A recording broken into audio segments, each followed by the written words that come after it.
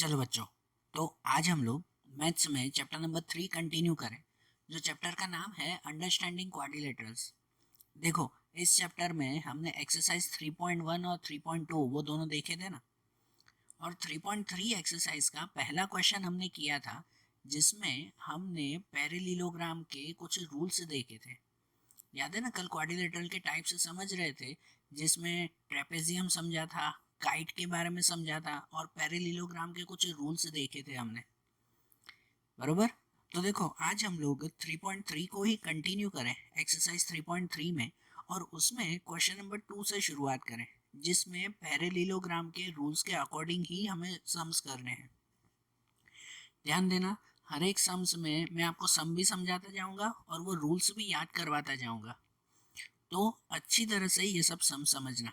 जैसे कि अब 3.3 में सेकंड क्वेश्चन से शुरुआत करें, तो इसमें दिया हुआ है consider the following parallelograms, find the value of unknown x y z. कि यहाँ पर सब पैरेललोग्राम बने हुए हैं। पैरेललोग्राम का मीनिंग याद है ना, कि जिसमें सामने सामने की दोनों साइड पैरेलल हो तो वो पैरेललोग्राम कहलाता है। यहाँ पे सब पैरेललोग्राम बने हुए हैं और उनमें से हमें एक्स वाई जेड की वैल्यू फाइंड करनी है। कुछ ड्राइंग्स दी गई है और उस पर से हमें सॉल्व करना है। देखो, जैसे उसमें सबसे पहला देखें तो यहाँ पर ये ड्राइंग दी गई है, देखो पैरेललोग्राम की, जिसमें ये एक एंगल 100 दिया हुआ है, नाम दिया हुआ है ना ABCD ड्राइंग में, उसमें से ये एक एंगल 100 का दिया हुआ है और हमें बाकी के तीनों ढूंढने हैं, ये एक्स वाई जेड। अब अगर ये तीनों फाइंड करने हो ना, तो आपको कुछ रूल्स याद करवा दूं पैरेललोग्राम के। एंगल्स के रूल ये आते थे कि जो अपोजिट एंगल्स हो ना, पैरेललोग्राम में जो अपोजिट सामने सामने के एंगल्स हो ना, वो इक्वल होते हैं। और जो एडजेसेंट एंगल हो ना, मतलब पास पास के एंगल्स हो ना, तो वो सप्लीमेंट्री होते हैं। सप्लीमेंट्री मतलब कि उनका टोटल 180 होता है।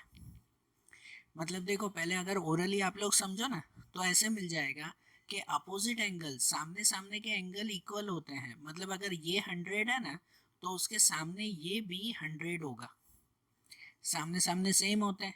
ये 100 अगर दिया हुआ है तो उसके सामने ये भी 100, मतलब ये y का एंगल 100 मिल जाएगा, बरोबर।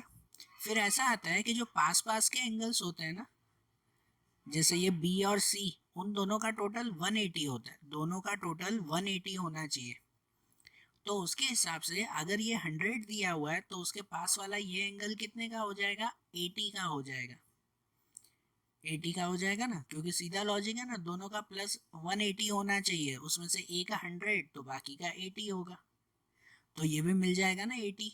और फिर जैसे दूसरा रूल वही ना, कि सामने सामने के एंगल तो सेम होते हैं, मतलब अगर ये 80 मिला तो उसके सामने ये भी 80 कहलाएगा। ये भी कितना होगा, 80। तो इस तरह से ये तीनों एंगल मिल जाएंगे ना, एक्स वाई जेड, बरोबर ना, एकदम सिंपल वे में। तो देखो, ऐसे लिखेंगे कि सबसे पहले यहाँ पे लिखेंगे कि x प्लस 100 इक्वल टू 180। यहाँ पे ये x वाला एंगल, ये C, और ये 100 जो दिया हुआ है, ये दोनों पास पास के एंगल्स हैं, तो दोनों का टोटल 180 ना। ये x प्लस 100 इक्वल टू 180। क्यों 180 आया, तो उसे पास में ये रीजन लिखते हैं ब्रैकेट में, कि एडजेसेंट एंगल्स आर सप्लीमेंट्री। क्योंकि एडजेसेंट पास पास के एंगल सप्लीमेंट्री 180 होते हैं, इसीलिए x प्लस 100 180। उसमें से अगर x ढूंढना हो तो ये 100 माइनस में जाएगा। मतलब ऐसे हो जाएगा कि x equal to 180 minus 100 equal to 80। तो x की वैल्यू मिल गई ना 80, बरोबर। अब देखो, अगर ये x 80 मिल गया ड्राइंग में, तो उसके सामने z वो भी 80 मिलेगा। तो यहाँ पे लिख सकते हैं कि z equal to x equal to 80, कि z और x दोनों की वैल्यू 80 हो गई। क्लियर। क्यों 80 हुई भाई, ये दोनों क्यों इक्वल हुए z और x, तो उसका रीजन भी यहाँ लिखेंगे। ये रीजन खास लिखते हैं कि अपोजिट एंगल्स आर इक्वल, कि यहाँ सामने सामने इक्वल होते हैं। तो अगर x से 80 तो उसके सामने z भी 80 मिल जाएगा। और उसके बाद ये जो y बाकी है ना, तो y के सामने 100 ही है, तो सामने सामने तो ये भी इक्वल होते हैं ना, तो ये तो डायरेक्ट लिख सकते हैं कि y इक्वल टू 100, कि ये y की वैल्यू वो 100 बनेगी। क्यों 100 बनेगी, because opposite angles are equal, सामने सामने के एंगल इक्वल होते हैं। बरोबर, एकदम शॉर्ट सम्स हैं, कोई ज़्यादा काउंटिंग नहीं है, लेकिन रूल वाइज कर रहे हैं, रूल सब में ध्यान देने हैं। ऐसे ही इसमें सेकंड क्वेश्चन, उसमें भी देखो ये ड्राइंग दी गई है कि उसमें ये एक एंगल 50 दिया हुआ है और उस पर से हमें ये एक्स वाई और जेड ढूंढना है। ठीक है, तो कैसे ढूंढ सकते हैं, इनमें भी वही रूल लगा है ना कि देखो सबसे पहले तो ऐसे लिख दे कि ये जो 50 और ये पास में y है, ये दोनों पास पास के एंगल है, एडजेसेंट एंगल जिसे कहते हैं, जो दोनों पास में है। और एडजेसेंट एंगल का टोटल कितना होता है, दोनों का टोटल होता है 180। तो सबसे पहले तो ऐसा लिख सकते हैं ना कि 50 प्लस वाई इक्वल टू 180, लिख सकते हैं ना पहला स्टेप कि ये दोनों पास पास में है तो 180 हुआ। क्यों 180, तो यहाँ पे रूल में लिखेंगे कि adjacent angles are supplementary, adjacent angle पास पास के एंगल सप्लीमेंट्री होते हैं, इसलिए ये 180 हुआ। उसमें से भी अगर ये y फाइंड करना है तो 50 माइनस में जाएगा, मतलब कि y इक्वल टू 180 माइनस 50, तो कितना हो जाएगा 130। ये y की वैल्यू मिल जाएगी ना, ये y की वैल्यू हमें 130 मिल जाएगी। बरोबर, अब देखो ये y जो है तो उसके सामने ये x है, ड्राइंग में देखो y के सामने x, तो सामने सामने के एंगल मतलब कि अपोजिट एंगल कैसे होते हैं, इक्वल होते हैं, सामने सामने दोनों इक्वल। तो अगर y की वैल्यू 130 है तो मतलब x की वैल्यू भी कितनी हो जाएगी, 130 हो जाएगी। सामने सामने दोनों इक्वल हो गए ना, तो इसका मतलब इसमें भी लिख सकते हैं कि x equal to y equal to 130, कि ये x और y दोनों इक्वल। क्यों इक्वल है, तो यहाँ पे लिखेंगे अपोजिट एंगल्स आर इक्वल, कि ये x और y इक्वल है और उनकी वैल्यू दोनों की 130 होगी।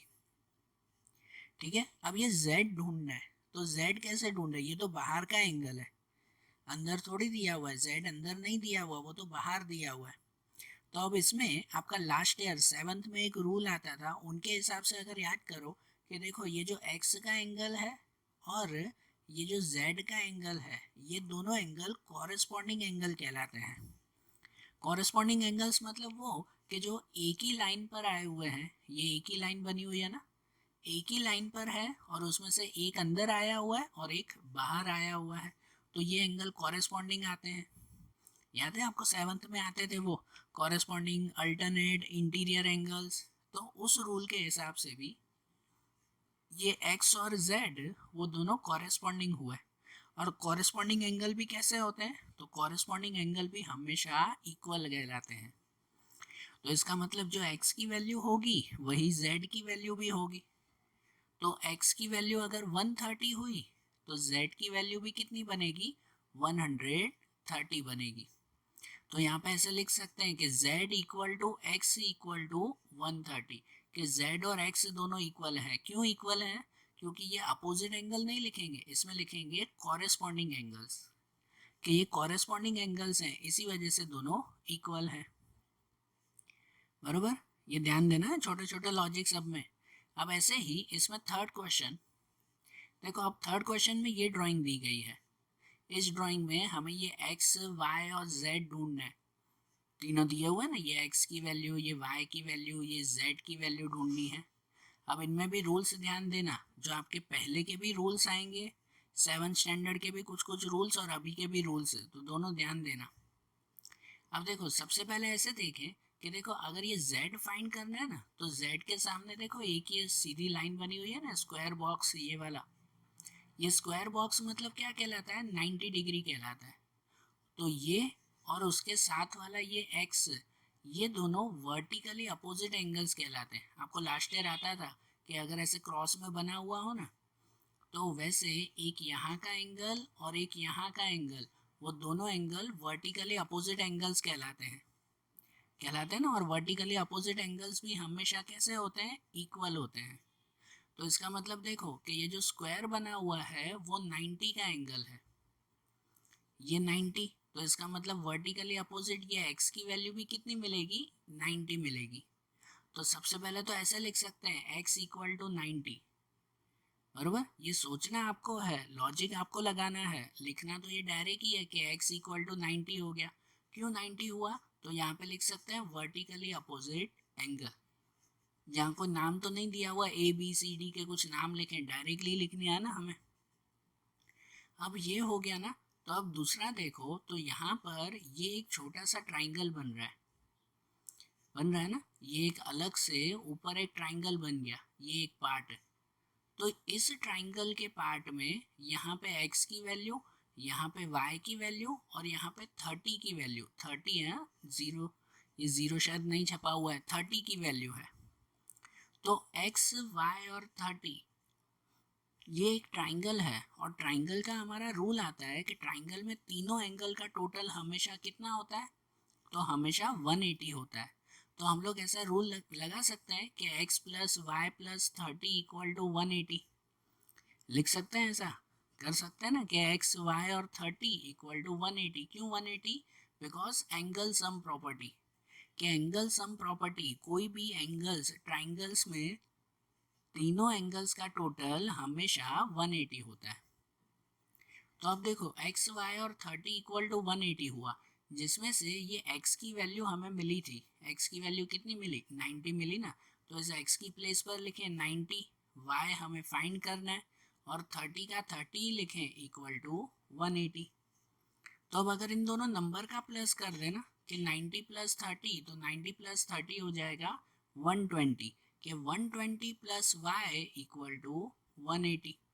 120 और y तो वैसे ही ना, अब अगर y फाइंड करना हो तो 120 कहाँ जाता है, माइनस में, जो मैंने डायरेक्टली माइनस किया है कि y इक्वल टू 180 माइनस 120, तो 180 में से 120 माइनस कर दो तो y इक्वल टू कितना मिल जाएगा, 60 मिल जाएगा, बराबर ना। तो ये y की वैल्यू भी मिल गई ना, देखो x इक्वल टू 90 मिल गया, y इक्वल टू 60 मिल गया। अब क्या बाकी, z बाकी है। तो अब z कैसे मिलेगा, तो उसका लॉजिक भी आपके लास्ट ईयर का एंगल आता था, उसके हिसाब से याद करो कि यहाँ पे ये जो y है, ये y का एंगल जो आपको मिला, और यहाँ पे जो z है, ये y और z वो दोनों अल्टरनेट एंगल्स कहलाते हैं। कौन सा angle, alternate angle. Alternate angle इसीलिए क्योंकि एक लाइन के इस तरफ आया हुआ है ये y, और एक लाइन के इस तरफ आया हुआ है z, ठीक है, लाइन के दोनों क्रॉस साइड पे आए हुए हैं, तो इसीलिए ये अल्टरनेट एंगल कहलाते हैं। और अल्टरनेट एंगल भी हमेशा कैसे होते हैं, इक्वल होते हैं, अल्टरनेट एंगल भी इक्वल कहलाते हैं। तो इसका मतलब यहाँ पे z इक्वल टू वाई लिखेंगे कि ये z का एंगल और ये y का एंगल वो दोनों इक्वल है, तो मतलब z equal to y equal to 60, कि अगर y की वैल्यू 60 तो मतलब z की वैल्यू भी कितनी हो जाएगी, 60 हो जाएगी। क्यों, कौन सा रूल लिखेंगे इसमें, तो यहाँ लिखेंगे अल्टरनेट इंटीरियर एंगल्स, ठीक है ना, अल्टरनेट एंगल लिखा जाएगा ना कि वो दोनों इक्वल हैं, बराबर। अब जैसे थर्ड वैसे इसमें फोर्थ भी देखें। अब देखो इसमें भी ये ड्राइंग दी गई है कि यहाँ पे ये सिर्फ 80 दिया हुआ है, और हमें ये x, y और ये z फाइंड करना है। तो देखो इनमें भी हम लोग वैसे ही ढूंढेंगे। सबसे पहले तो ऐसे मिल जाएगा कि ये जो 80 है ना, तो उसके बाहर ये z जो है, तो ये 80 और z वो दोनों कॉरेस्पॉन्डिंग एंगल्स हैं। पहले भी आया था ना, एक लाइन के अंदर एक लाइन के बाहर, तो ये दोनों कॉरेस्पॉन्डिंग एंगल्स कहलाते हैं। कॉरेस्पॉन्डिंग एंगल्स हमेशा कैसे होते हैं, इक्वल होते हैं। तो मतलब कि ये 80 अगर ये है तो z की वैल्यू भी 80 हो गई, तो यहाँ पे लिख सकते हैं कि z इक्वल टू 80। सबसे पहले ऐसे लिखेंगे ना, z इक्वल टू 80। क्यों लिखा जाएगा, तो लिखेंगे कॉरेस्पॉन्डिंग एंगल्स, कि ये दोनों कॉरेस्पॉन्डिंग एंगल्स हैं, ओके। फिर उसके बाद दूसरा रूल कि देखो ये अगर 80 है ना, तो उसके सामने ये y, कि ये y की वैल्यू भी 80 होगी, क्योंकि ये अपोजिट एंगल है, सामने सामने के एंगल्स हैं, और सामने सामने के एंगल्स की वैल्यू भी हमेशा कैसी होती है, इक्वल होती है। कि यहाँ पे वैल्यू अगर 80 है तो उसके सामने ये भी 80 होगा, तो ये भी लिख सकते हैं कि y इक्वल टू 80, y की वैल्यू भी 80 हो गई। क्यों हो गई, तो यहाँ लिखेंगे अपोजिट एंगल्स आर इक्वल, कि अपोजिट एंगल्स इक्वल होते हैं, तो इसकी वजह से वो भी 80। अब बाकी बचा x, जो x बचा ना, तो ऐसे लिख सकते हैं कि ये x की वैल्यू और ये y की वैल्यू, ये दोनों पास पास के एंगल्स हैं, है ना, ये x और y वो दोनों पास पास में एंगल है, मतलब कि एडजेसेंट एंगल है, और एडजेसेंट एंगल में दोनों का प्लस हमेशा कितना होता है, 180 होता है, 180 होता है ना। मतलब ऐसा लिख सकते हैं ना कि x plus y equal to 180, लिख सकते हैं x प्लस वाई पास पास में है, ब्रैकेट में रीजन लिखेंगे ना कि एडजेसेंट एंगल्स आर सप्लीमेंट्री, ये रीजन सब में लिखते हैं कि एडजेसेंट एंगल पास पास के एंगल का टोटल 180 होता है, तो x plus y equal to 180। देखो इसमें से हमें x ढूंढना है और ये y की वैल्यू कितनी मिली थी हमें, y की वैल्यू मिल गई थी 80। तो अगर y की वैल्यू 80 है तो वो 80 को यहाँ माइनस में ले जा सकते हैं ना, ले जा सकते हैं ना, मतलब x इक्वल टू क्या हो जाएगा 180 माइनस 80। x की वैल्यू ऐसे मिलेगी 180 माइनस 80, तो x की वैल्यू मिल जाएगी 100। तो मिल गया इसमें भी x y z तीनों, समझ में आई ना बात। अब ऐसे ही इसमें क्वेश्चन 5, अब देखो इसमें भी ये ड्राइंग दी गई है कि इस ड्राइंग में हमें ये सब वैल्यूज फाइंड करनी है। अब इसमें थोड़ा सा लॉजिकली समझना। सबसे पहले तो ऐसे कि ये 112 दिया हुआ है, ये दिया हुआ है 112, तो उसके सामने जो ये एंगल है ना y, तो वो भी 112 ही होगा, क्योंकि ये सामने सामने के एंगल, अपोजिट एंगल्स कैसे होते हैं, इक्वल होते हैं हमेशा। तो अगर ये 112 है तो उसके सामने ये भी 112 बनेगा। तो सबसे पहले स्टेप तो यही लिख सकते हैं कि y इक्वल टू 112, ये हो जाएगा ना y इक्वल टू 112, बरोबर। अब देखो ये ऊपर वाले ट्राइंगल में यहाँ जो ये लाइन बनी हुई है कि उस लाइन के हिसाब से यहाँ पे दो ट्राइंगल बन जाते हैं ना, दो पार्ट हो जाते हैं ना। तो अगर उसमें ये ऊपर वाला ट्राइंगल देखे ना तो उसमें ये x y और ये 40 है। ऊपर वाले ट्राइंगल में ये तीन चीज़ें दी गई है ना, और तीनों का प्लस हमेशा कितना होता है, 180 होता है। तो यहाँ ऊपर वाले ट्राइंगल में ये तीनों को 180 ऐसे लिख सकते हैं ना, कि यहाँ पे ऐसा लिख सकते हैं ना x plus y plus 40 equal to 180। देखो ये x प्लस वाई प्लस 40, ये ट्राइंगल में ये तीनों की वैल्यू इक्वल टू 180। क्यों, तो रीजन में लिखेंगे angle sum property, angle sum property के ट्राइंगल में तीनों का टोटल तो 180 ही होगा। ओके, तो देखो इसमें से ये x की वैल्यू तो ढूंढनी है हमें, तो x तो वही लिखेंगे। ये y की वैल्यू ऊपर मिली आपको, कितनी मिली 112, तो y की प्लेस पर लिखेंगे 112 और 40 को वैसे ही इक्वल टू 180। अब इसमें x वही लिखेंगे, यहाँ पे 112 और 40 इन दोनों का प्लस, तो दोनों का प्लस हो जाएगा 152 इक्वल टू 180। और अब अगर इसमें x की वैल्यू ढूंढनी हो तो ये 152 माइनस में जाएगा, तो 180 में से 152 माइनस कर दो डायरेक्टली, तो x इक्वल टू कितना मिल जाएगा 28। x इक्वल टू 28 मिल गया ना। अब देखो ये x की वैल्यू जो 28 मिली ना, ये x की वैल्यू, तो उसके क्रॉस में, तो उसके क्रॉस में ये z है, और ये क्रॉस वाले एंगल्स मतलब क्या कहलाते हैं, क्रॉस वाले एंगल्स होते हैं corresponding angles, sorry alternate angles, sorry हाँ, क्रॉस वाले एंगल्स कौन से होते हैं, अल्टरनेट एंगल्स। तो ये x अगर 28 मिला तो ये z की वैल्यू भी कितनी मिलेगी 28। क्रॉस में तो दोनों इक्वल होते हैं ना, तो यहाँ लिख सकते हैं कि z equal to x, z और x दोनों इक्वल, कितने मिलेंगे उसकी वैल्यू 28 मिलेगी। रीजन में लिखेंगे अल्टरनेट इंटीरियर एंगल्स, कि ये अल्टरनेट एंगल्स हैं इसीलिए, बराबर।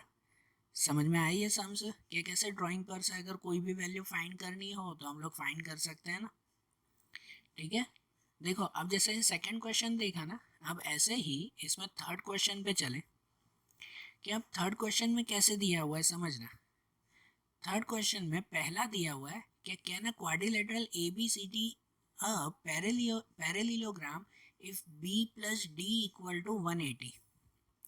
देखो ऐसे दिया हुआ है कि अगर कोई क्वाड्रिलेटरल ABCD में बनाऊं, ठीक है, रफ में अगर मैं बना रहा हूँ ABCD, तो उसमें उसमें जो है ऐसे दिया हुआ है B plus D equal to 180।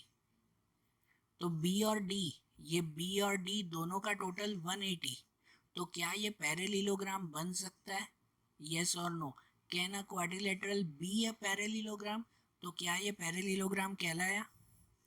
देखो पैरेललोग्राम तभी बनता है जब उसमें दो चीज़ों का रूल फाइनल होता हो। दो चीज़ें कौन सी, एक तो साइड्स का रूल और एक तो एंगल्स का रूल। पैरेललोग्राम में सामने सामने की साइड इक्वल होनी चाहिए और पैरेलल होनी चाहिए, ये रूल है ना कि ये सामने सामने की साइड इक्वल होनी चाहिए। यहाँ पर भी ये सामने सामने की साइड इक्वल होनी चाहिए, ये साइड का रूल। और एंगल्स का रूल क्या था जो अभी हमने देखा था? एंगल का रूल था कि ये सामने सामने के एंगल इक्वल होने चाहिए और पास पास के एंगल का टोटल 180 होना चाहिए। जैसे ए और बी पास पास के एंगल्स हो तो उनका टोटल 180 होना चाहिए, या तो बी और सी ये पास पास के एंगल्स हो तो उनका टोटल 180 होना चाहिए। ऐसे होना चाहिए ना, बरोबर ना? सामने सामने इक्वल, पास पास में 180। तो यहाँ तो दिया हुआ है बी और डी 180, मतलब ये सामने सामने दोनों का टोटल 180 है। तो क्या ये पैरेललोग्राम बना? देखो, हो भी सकता है, नहीं भी हो सकता। अगर ऐसा है, या तो खाली ऐसे दिया हुआ कि दोनों का टोटल 180 है, अगर ये दोनों 90-90 हो तो देखो, अगर ये बी भी 90 और ये डी भी 90 हो तो सामने सामने के एंगल इक्वल भी हो गए और सामने सामने दोनों का टोटल 180 भी हो गया। तो हो भी सकता है ये पैरेललोग्राम है और हो भी सकता है ये पैरेललोग्राम न हो, क्योंकि इसमें बाकी के साइड्स, बाकी के एंगल्स कुछ दिया हुआ है, नहीं दिया हुआ है ना। तो इसमें पूछा हुआ है कि क्या ये पैरेललोग्राम बनेगा। तो इसके आंसर में ऐसा लिख सकते हैं कि for B plus D equal to 180 quadrilateral A B C D may और may not be a parallelogram. May and may not be मतलब हो भी सकता है या तो नहीं भी हो सकता। Along with this condition, the following condition should also be fulfilled. कि ये कंडीशन दी गई है वो तो सही बात है, लेकिन दूसरी कंडीशंस भी साथ में पूरी होनी चाहिए। जैसे कि the sum measure of adjacent angle should be 180, कि हमें पता है ना एडजेसेंट एंगल का टोटल 180 होना चाहिए। वो तो यहाँ कुछ मेंशन है नहीं कि ए प्लस बी 180 होगा या नहीं, वो कुछ मेंशन नहीं है। And opposite angle should also भी सेम मेजर, और अपोजिट एंगल सामने सामने के एंगल भी इक्वल होने चाहिए, तो वो भी यहाँ मेंशन नहीं है, नहीं है ना मेंशन। तो यहाँ पे आधी अधूरी चीज़ें दी गई है, तो इसलिए ये पैरेललोग्राम बन भी सकता है या तो नहीं भी बन सकता, बराबर ना? थियरी वाइज ऐसे पॉइंट लिखेंगे ना इसमें। ऐसे ही इसमें सेकंड है, क्वेश्चन 3 में सेकंड वाला दिया हुआ है। इसमें दिया हुआ है A B equal to D C equal to 8 centimetre, A D equal to 4 centimetre और B C equal to 4.4 centimetre. अगर मैं यहाँ पे ऐसे ड्राइंग बना दूँ ना, यही A B C D parallelogram अगर मैं बनाऊँ, यहाँ पे अगर मैं ऐसे ही रफ में नाम लिख दूँ ए बी सी डी, तो इस कंडीशन के हिसाब से A B equal to D C equal to 8 है, कि यहाँ ए बी 8 है और ये डी सी भी 8 है, कि ये सामने सामने 8 दिया हुआ है। ए डी 4 सेंटीमीटर दिया हुआ है, मतलब ये ए डी की वैल्यू 4 सेंटीमीटर की है, और बी सी 4.4 है और बी सी की वैल्यू 4.4 है। तो क्या ये पैरेललोग्राम बना? ये है पैरेललोग्राम? तो नहीं है, नो लिखेंगे इसमें। क्यों? क्योंकि देखो, पैरेललोग्राम में सामने सामने की साइड इक्वल होनी चाहिए। यहाँ पे ये दोनों तो इक्वल है, 8-8 वो बराबर है, लेकिन कि यहाँ 4 और 4 इक्वल नहीं है, यहाँ 4 और 4.4 है, अलग अलग है, मतलब ये पैरेललोग्राम बनेगा नहीं। यहाँ पे लिखेंगे here opposite sides A D and B C are of different length, कि यहाँ पे ए डी और बी सी वो दोनों अलग अलग लेंथ के हैं, अलग अलग मेजर है उनका, इसी वजह से ये पैरेललोग्राम बनेगा नहीं। ठीक है ना? देखो, ये पैरेललोग्राम के रूल्स ध्यान रखना। देखो, अब ऐसे ही ये थर्ड वाला दिया हुआ है, इसमें दिया हुआ है कि ए इक्वल टू 70 और सी इक्वल टू 65 हो तो क्या वो पैरेललोग्राम बनेगा? जैसे कि यहाँ पर भी ऐसे ही एक रफ में ड्राइंग बना है कि ए बी सी डी उस पैरेललोग्राम को अगर नाम दें, ठीक है, तो इसमें दिया हुआ है ए इक्वल टू 70, मतलब ये ए एंगल वो 70 का है, और सी इक्वल टू 65 मतलब कि ये सी का एंगल वो 65 का है। तो क्या ये पैरेललोग्राम हुआ? तो नो, ये पैरेललोग्राम नहीं हुआ, क्योंकि पैरेललोग्राम की पहली रूल या समझो पहली शर्त ये आती है कि उसमें सामने सामने के एंगल इक्वल होने चाहिए, सामने सामने दोनों इक्वल होने चाहिए, जबकि यहाँ पे ये 70 और ये 65 है, दोनों इक्वल नहीं है, तो इसका मतलब ये पैरेललोग्राम बनेगा नहीं। तो लिख सकते हैं ना कि here opposite angles A and C are of different measures, यहाँ पे अपोजिट एंगल डिफरेंट मेजर्स के हैं, मतलब ये पैरेललोग्राम नहीं कहलाया। बरोबर। अब देखो ऐसे ही क्वेश्चन नंबर 4 दिया हुआ है। क्वेश्चन नंबर 4 में है कि draw a rough figure of quadrilateral that is not parallelogram but has exactly two opposite angles of equal measures. यहाँ पे एक रफ फिगर बनाना है, सिर्फ ड्रॉ करना है, कुछ लिखना वगैरह नहीं है। ऐसा फिगर बनाना है that is not a parallelogram, वो पैरेललोग्राम नहीं होना चाहिए, but exactly two opposite angles of equal measure, पर उनके अपोजिट एंगल्स इक्वल होने चाहिए ऐसा। तो देखो जो पैरेललोग्राम न हो और जिसके अपोजिट एंगल फिर भी इक्वल हो, पैरेललोग्राम तो ऐसे बनता है ना कि पैरेललोग्राम में तो अपोजिट एंगल इक्वल होते हैं यहाँ सामने सामने, लेकिन ऐसा नहीं बनाना है, पैरेललोग्राम नहीं बनाना है, ऐसी ड्राइंग बनानी है जिसमें खाली अपोजिट एंगल इक्वल हो। तो वो ड्राइंग जो कल हमने सीखी थी ना, वो आती है काइट की ड्राइंग। कल पता है हमने काइट देखा था, ये रफ फिगर हम लोग बनाएंगे कि ऐसा ये ड्राइंग, ये काइट की ड्राइंग बनेगी कि जिसमें ये दोनों पास पास की साइड्स, ये एडजेसेंट साइड इक्वल होती है और इसके अपोजिट एंगल्स, ये सामने सामने के एंगल्स इक्वल होंगे। बरोबर ना। तो यहाँ पे ऐसे दिया हुआ ना कि exactly two opposite angles of equal measure, तो ये पैरेललोग्राम नहीं है, फिर भी इसके सामने सामने के एंगल इक्वल है, तो ये कौन सा काइट शेप बना, ये ऐसा रफ फिगर बनाना है। ठीक है, इसमें सिर्फ ड्राइंग करना था, तो कौन सी ड्राइंग, ये वाली ड्राइंग बनाएंगे ना हम लोग। समझ आई बात। ऐसे ही इसमें क्वेश्चन नंबर 5 देखें, तो क्वेश्चन 5 में ऐसा दिया हुआ है कि the measure of two adjacent angle of parallelogram are in a ratio 3:2। Find the measure of each of the angle of parallelogram. ऐसा दिया हुआ है कि पैरेललोग्राम में कोई एडजेसेंट एंगल्स, मतलब पास पास के एंगल्स का मेजर 3:2 है, 3 और 2 के रेशियो में। पता है आगे के चैप्टर में भी रेशियो आता था, तब मैंने आपको समझाया था। रेशियो उसे कहते हैं जिसके अंदर अगर ये 3:2 दिया हुआ है, इसका मतलब एक एंगल वो 3 की टेबल का होगा, दूसरा एंगल वो 2 की टेबल का होगा। तो हमें पैरेललोग्राम के ईच एंगल, मतलब के चारों एंगल्स फाइंड करने हैं। तो देखो मैं सॉल्यूशन के थ्रू ही इसको समझाऊँ आपको कि अगर सपोज अब यहाँ पे मैं ड्राइंग बना रहा हूँ कि एक पैरेललोग्राम बना हुआ है, कि ऐसे पैरेललोग्राम में ABCD वो नाम दे दें उसको। ठीक है, ABCD ये ड्रॉ करना है आप लोग, ये सॉल्यूशन के साथ ये ड्राइंग बनाना। अब इसमें लिखेंगे कि let the measure of two adjacent angle A and B of parallelogram ABCD are in a ratio 3:2।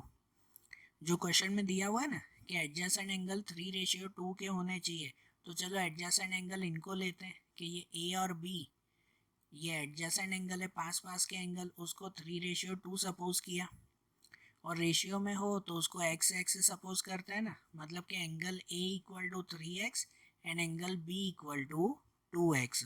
मतलब जो A एंगल है उसे 3x सपोज करें और जो B एंगल है उसे 2x सपोज करें, ऐसे पास पास में सपोज हो जाएगा। और ये एडजेसेंट एंगल है, रूल के हिसाब से एडजेसेंट एंगल का टोटल कितना होता है, 180 होता है। मीन्स के A plus B equal to 180, ऐसा ना, angle A plus angle B equal to 180। क्यों? क्योंकि एडजेसेंट एंगल्स सप्लीमेंट्री। ओके, तो A की प्लेस पर क्या लिख सकते हैं, 3x। A की जगह पे 3x जो सपोज किया और B की जगह पे 5x, 2x equal to 180। A और B दोनों की वैल्यू लिखेंगे ना, 3x plus 2x equal to 180। तो 3 प्लस 2 कितना हो जाएगा, 5x इक्वल टू 180, 3 और 2 हो जाएगा 5x 180, जिसमें से अब अगर ये x ढूंढना है तो ये 5 कहाँ जाएगा, डिवाइड में जाएगा, मतलब कि x equal to 180 divide by 5, तो x की वैल्यू कितनी मिलेगी, 36। ये x की वैल्यू मिली। अब हमें ये चारों एंगल ढूंढने हैं ना, तो चारों एंगल में समझो कि पैरेललोग्राम का तो रूल आता है कि सामने सामने के एंगल इक्वल होते हैं। मतलब अगर a की वैल्यू 3x है तो सामने जो c है उसकी वैल्यू भी कितनी हो जाएगी, 3x हो जाएगी। और अगर b की वैल्यू 2x है तो उसके सामने ये d है, d की वैल्यू भी कितनी हो जाएगी, 2x हो जाएगी। ऐसे ये सामने सामने हो जाएंगे ना इक्वल, बराबर ना। तो यहाँ पे ऐसे लिख सकते हैं कि a equal to C, a और c दोनों इक्वल है, दोनों की वैल्यू क्या होगी, 3x। 3x पे x की जगह पे क्या लिखें, 36 लिखें ना। मतलब कि 3 मल्टीप्लाई 36, 3 मल्टीप्लाई 36 कितना होगा, 108। मतलब ये दोनों a और c दोनों की वैल्यू मिलेगी 108, बराबर। वैसे ही कि b इक्वल टू डी, कि ये b और d दोनों इक्वल हैं, दोनों की वैल्यू 2x। और अगर 2x है तो x की जगह पे यहाँ पे भी 36 लिखेंगे। मतलब कि 2 मल्टीप्लाई 36, 2 मल्टीप्लाई 36 तो उसकी वैल्यू मिल जाएगी 72। मतलब b और d वो दोनों की वैल्यू 72 होगी। समझ आए? तो ऐसे चारों मिल गए ना, बराबर। ये सब ध्यान से समझना, हाँ, अच्छी तरह से लिखना है इसे। और अब ऐसे ही इसमें क्वेश्चन नंबर 6 से देखें तो क्वेश्चन 6 में ऐसा दिया हुआ है कि to adjacent angle of parallelogram have equal measures. यहाँ पे जो एडजेसेंट एंगल्स है ना वो दोनों इक्वल मेजर के हैं। Then find the measure of each of the angle of parallelogram. तो हमें सभी एंगल के मेजर्स फाइंड करने हैं। कि अब इसमें भी अगर मैं कोई पैरेललोग्राम बनाऊं, ठीक है, यहाँ पे ऐसे ही मैं रफ में बना रहा हूँ कि ये पैरेललोग्राम जिसको मैंने नाम दे दिया ABCD, ये ड्राइंग आप लोग अच्छी तरह से बनाना, ठीक है। मैं ऐसे ही बना रहा हूँ, आप लोग स्केल से अच्छी तरह से पैरेललोग्राम तैयार करना। इसमें दिया हुआ है कि टू एडजेसेंट एंगल, तो चलो पास पास के एंगल यही लिखें A और B, कि ये दोनों एडजेसेंट एंगल्स हैं। और दिया हुआ है दे हैव इक्वल मेजर्स, कि दोनों इक्वल हैं। मतलब पहली लाइन ऐसे लिख सकते हैं कि here two adjacent angles are equal, means A equal to B, के A और B वो दोनों कैसे कहलाएंगे, इक्वल कहलाएंगे। और ये एडजेसेंट एंगल का रूल क्या आता है कि दोनों का टोटल तो 180 होता है। मतलब कि A plus B equal to 180 होगा ना। क्यों 180 होगा, क्योंकि एडजेसेंट एंगल सप्लीमेंट्री होते हैं। तो देखो अगर ये दोनों इक्वल है, A और B दोनों इक्वल हैं, तो A और B दोनों का प्लस करो तो उसको 2A ऐसे लिख सकते हैं ना। क्योंकि ये B जो है वो B की वैल्यू भी तो A ही कहलाया ना, A और B दोनों इक्वल ही तो कहलाया। तो इसी वजह से A प्लस B को 2A भी लिख सकते हैं कि 2A इक्वल टू 180। और उसमें से अगर ये एंगल A ढूंढना है ना तो ये 2 कहाँ जाएगा, डिवाइड में जाएगा। अगर एंगल A फाइंड करना है तो 2 की वैल्यू डिवाइड में, मतलब कि A इक्वल टू मिल जाएगा 90। 180 डिवाइड बाय 2 करो तो A की वैल्यू कितनी मिल जाएगी, 90 मिलेगी। अब ड्राइंग के हिसाब से यहाँ समझना कि ये अगर 90 है तो पहले ही दिया हुआ था ना कि A और B दोनों इक्वल हैं।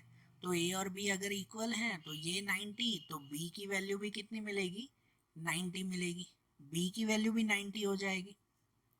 और रूल के हिसाब से सामने सामने के एंगल इक्वल होते हैं। मतलब अगर B की वैल्यू 90 है तो उसके सामने ये D की वैल्यू भी 90 होगी। और यहाँ A की वैल्यू अगर 90 है तो उसके सामने ये C की वैल्यू भी 90 होगी। मतलब ये चारों एंगल 90 90 के मिल जाएंगे ना, बराबर ना। इसको लिखेंगे ऐसे कि यहाँ पे A इक्वल टू 90 है तो B equal to A equal to 90 होगा। मतलब B और A वो दोनों इक्वल कहलाए ना, तो B की वैल्यू भी 90 हो गई। फिर सामने सामने C इक्वल टू A, कि ये C और A सामने सामने इक्वल हैं, तो अगर C की वैल्यू 90 तो A की वैल्यू भी कितनी होगी, 90। और सॉरी A की वैल्यू अगर 90 मतलब C की वैल्यू भी कितनी हो जाएगी, 90। A पहले मिला था ना तो उस पर से C की वैल्यू भी 90 हो जाएगी। और यहाँ B और D ये सामने सामने इक्वल, कि D equal to B equal to 90। मतलब अगर B की वैल्यू हमें 90 मिली थी तो ये D की वैल्यू भी 90 मिलेगी, ये अपोजिट एंगल्स के हिसाब से। तो ऐसे ये चारों मिल जाएंगे ना हमें। समझ आई? ये क्वेश्चन 5 और 6 वो दोनों अच्छी तरह से समझना है इसमें, ठीक है? तो देखो आज जैसे हमने ये सम्स देखे ना, अब इनके ही आगे सम्स, आगे ऐसे ही प्रॉब्लम क्वेश्चंस हम लोग अगले वीडियोस में देखेंगे। Okay, thank you.